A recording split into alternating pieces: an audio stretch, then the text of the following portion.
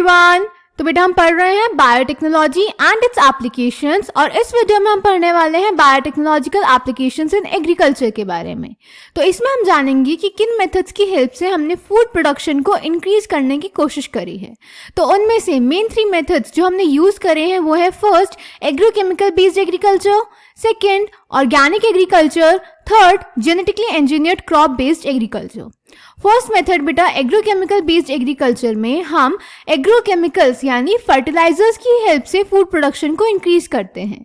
इसमें हम बात करते हैं ग्रीन रिवॉल्यूशन की, जिसमें हमने new varieties, new management techniques और एग्रोकेमिकल्स की हेल्प से फूड प्रोडक्शन को 3 टाइम्स इंक्रीज किया था।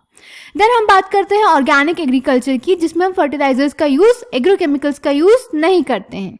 And then third is genetically engineered crop based agriculture, जिसमें हम बायोटेक्नोलॉजी की हेल्प से क्रॉप्स को जेनेटिकली इंजीनियर करते हैं और फिर उनको एग्रीकल्चर में यूज करते हैं। ठीक है, तो इस वीडियो में हम बात करेंगे ग्रीन रिवॉल्यूशन की। ग्रीन रिवॉल्यूशन में बेटा प्रोडक्शन जो था फूड का वो 3 टाइम्स इंक्रीज हो गया था। ग्रीन रिवॉल्यूशन के बारे में हमने पहले भी बात करी है। Father of green revolution in the world is Norman E Borlaug and in India it is Swaminathan. ठीक है, सो ग्रीन रिवॉल्यूशन में हमने न्यू क्रॉप वेराइटीज यूज करी थी एग्रीकल्चर में, बेटर मैनेजमेंट प्रैक्टिसेस यूज करी थी और साथ ही साथ एग्रोकेमिकल्स का यूज हुआ था, यानी फर्टिलाइजर्स और पेस्टिसाइड्स का यूज हुआ था और इन सब को यूज करके प्रोडक्शन 3 टाइम्स इंक्रीज हो गया था। बट एक पॉइंट के बाद ग्रीन रिवॉल्यूशन फेल हो गया। क्यों? क्योंकि जो एग्रोकेमिकल्स यूज हो रहे थे वो काफ़ी एक्सपेंसिव थे, तो सारे फार्मर्स उन्हें अफोर्ड नहीं कर सकते थे।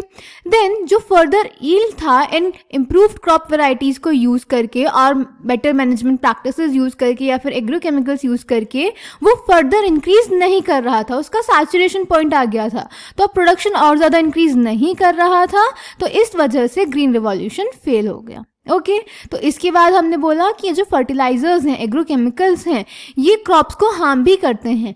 क्रॉप्स में इनका एक्यूमुलेशन हो जाता है तो बायोमैग्निफिकेशन से वो अल्टीमेटली ह्यूमन हेल्थ के लिए भी हार्मफुल हैं।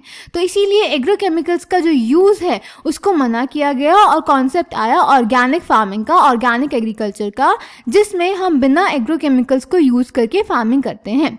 बट इससे जो प्रोडक्शन था वो काफ़ी स्लो था, जो कि डिमांड को पूरा नहीं कर पा रहा था, तो वो कॉन्सेप्ट भी फेल हुआ। उसके बाद आता है next concept genetically engineered crop का, जो कि हम नेक्स्ट वीडियो से पढ़ना स्टार्ट करेंगे। ठीक है बेटा, तो अभी इसको एनसीईआरटी से पढ़ लेते हैं। So let us take a look at the 3 options that can be thought for increasing food production. First agrochemical based agriculture, second organic agriculture and third genetically engineered crop based agriculture. The green revolution succeeded in tripling the food supply, but yet it was not enough to feed the growing human population, क्योंकि population तो बहुत ज़्यादा speed से बढ़ रही थी। Increased yields have partly been due to the use of improved crop varieties, but mainly due to the use of better management practices and use of agrochemicals, that is fertilizers and pesticides.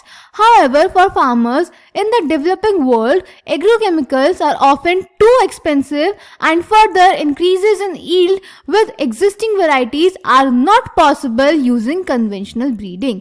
इसी वजह से green revolution fail हो गया, या हम बोल सकते हैं कि ग्रोइंग ह्यूमन पॉपुलेशन की डिमांड को फुलफिल नहीं कर पाया।